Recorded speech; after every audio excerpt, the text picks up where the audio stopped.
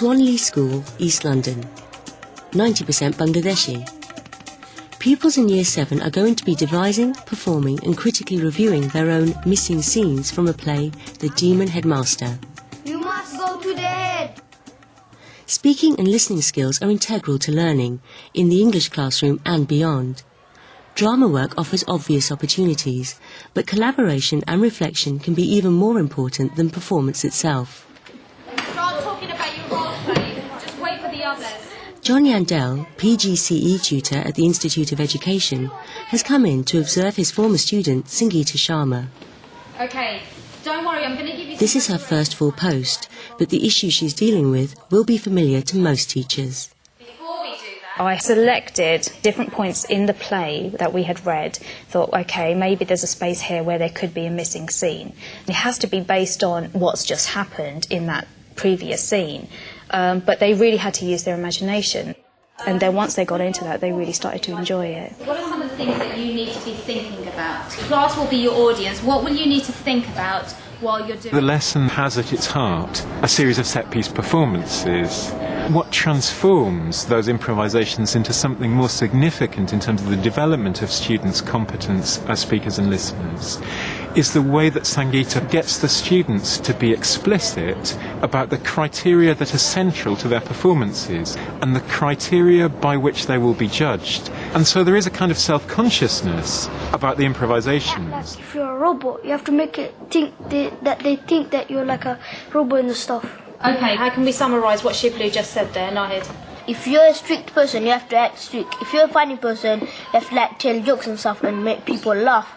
Okay, so think about the character you're playing and think about the actions that go with that character. It is kind of an awful habit that you could get into as a teacher, where somebody says something and you kind of do that, yeah, and then you kind of rephrase what they've said, which is a horrible thing to do. What you did was not to short-circuit the move from that particular sense of this is my role, this is what I've got to do, to a general point about staying in role. You let that come out of the class. And what I think is that when you're acting, I think you should not try your best not to laugh and stuff and giggle about. Obviously you're doing this with your friends and you don't want to get distracted by each other. Yeah. So stay in role, don't lose concentration.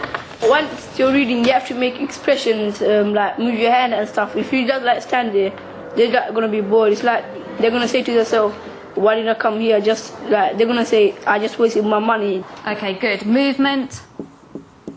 Yeah. Building on this point, what else do you think you need to think about there? The way you're intervening in that is to orchestrate their contributions so that each contribution comes from a listener, not just a speaker. So they're forced to listen to each other and to elaborate on those points instead of just saying what they'd pre-planned, if you like. And it works effectively.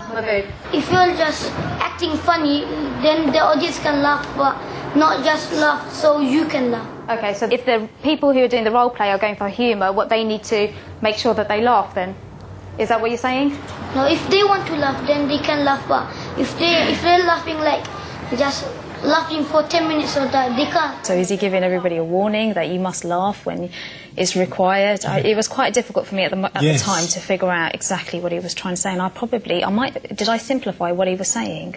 He's not accepting any simplified version of his thought that you offer him, and he's struggling to articulate that much more complicated rule for audience behaviour. Role plays. The focus of the lesson is not just for us to sit there, watch one role play, and then we watch another one, and then that's it. So I'll be asking you, what did you think of that? What was good about that? And you can use some of these ideas to be able to say, okay, I think Mukith was really good because he did this, this, and this. Work out your role plays, make sure you're prepared, and I'll give you a 3-minute warning, okay? Get into your groups now.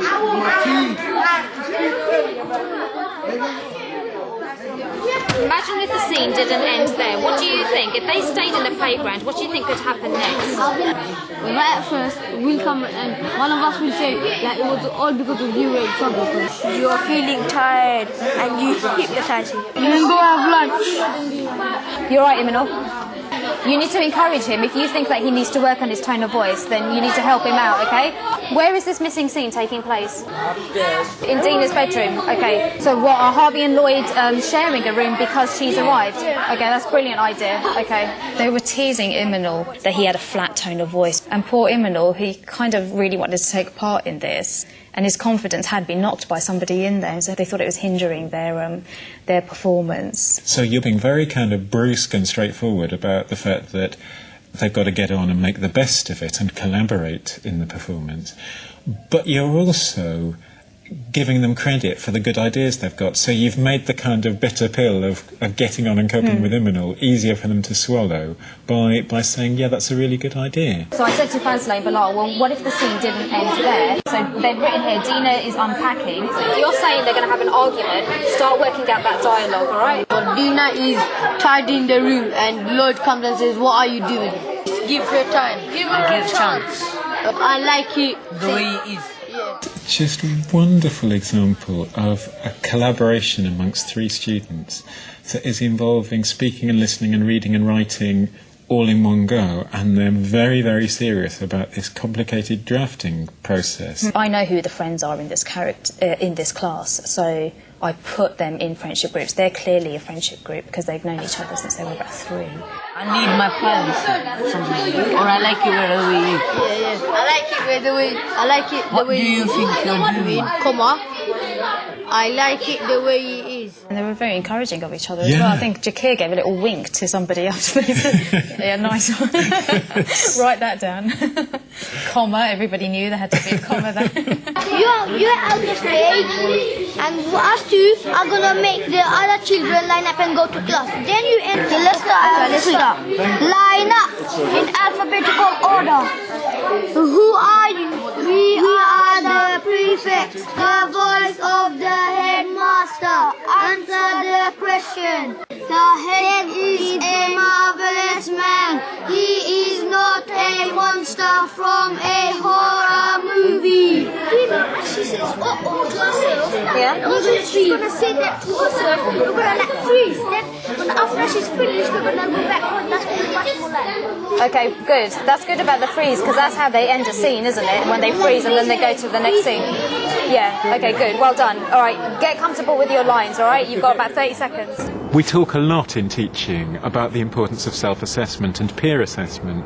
What we get in Sangeeta's lesson is those kinds of assessment played out in practice, and we can see in her lesson just why they can be such powerful tools in developing students as language users. Baboop, Shiblu and Nahid are going first. Okay, the rest of you, you need to listen. You need to be looking out for what this group is doing well. She's encouraging all students to perform, if you like, a double role, to be performers, but also to stand back from the performance and to judge the performance according to their own criteria, which she has already sifted through. Line up in alphabetical order. Go to your classrooms. Halt. You broke one of the kind of basic rules of classroom management in that you had your back to some of the students. I think you did that, whether you absolutely were conscious of it. Nevertheless, I think you did it deliberately. I'm guessing that if I had sat myself somewhere else, they'd probably turn to me automatically and wait for my kind of analysis of it. And whereas I guess, you know, placing myself as an audience member took the focus off me saying, OK, this is good because, and just, you know, sitting there and throwing it back to them, the audience, all the time. And close your eyes. Think of the headmaster. How easy? I don't know. Okay, you must come in now. So at the end. Okay, brilliant. Well done. Okay, if you can just stay there for a moment. Okay, hands up.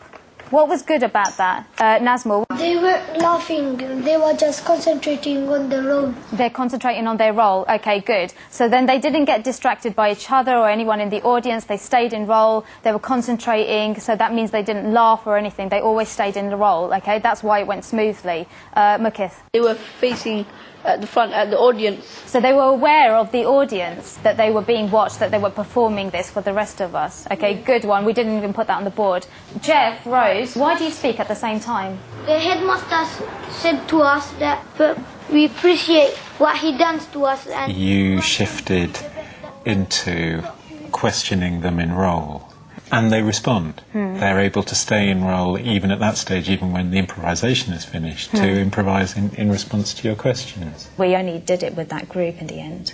But I wish I had done it with the other groups if we had more time. Okay, second group? You're lucky, man. Yeah, because Even though I started it, because maybe he knows you. Maybe he's your great ancestor or something. Maybe so. oh, I think the headmaster's coming now.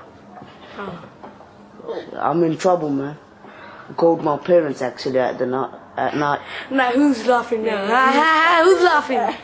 Me, Which one? I can't see no laugh. I'm grounded. All right, let's go. Let's go. Okay, good, well done.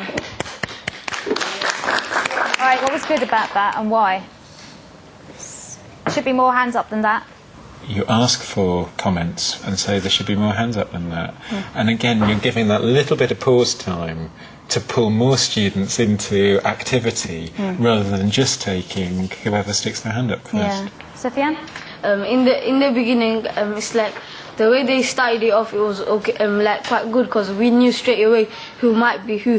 They made it clear which characters they were playing. How could you tell that though? What did they do to make it obvious to you?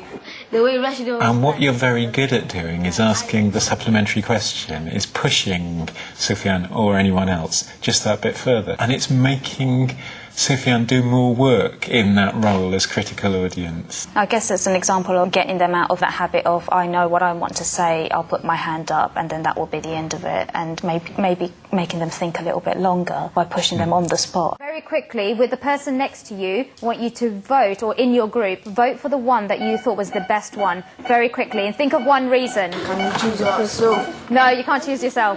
I vote for Nahid because he was doing it really nicely. Have you thought of yours? Yeah, I think because of the Quiet. Mukith's group, who did you vote for? For them, Fazle, Jackie and Bilal. Why? One reason. Because the way like they were talking. All right, brilliant. Jahangir. Shiblu and them. Second place I'll put Jackie, and third place I'll put Rashidu and them. Okay, first place, why? They were just perfect. They've done it. They got the criteria on the board. What did they do? You want really more well? out of them. You want them to say why.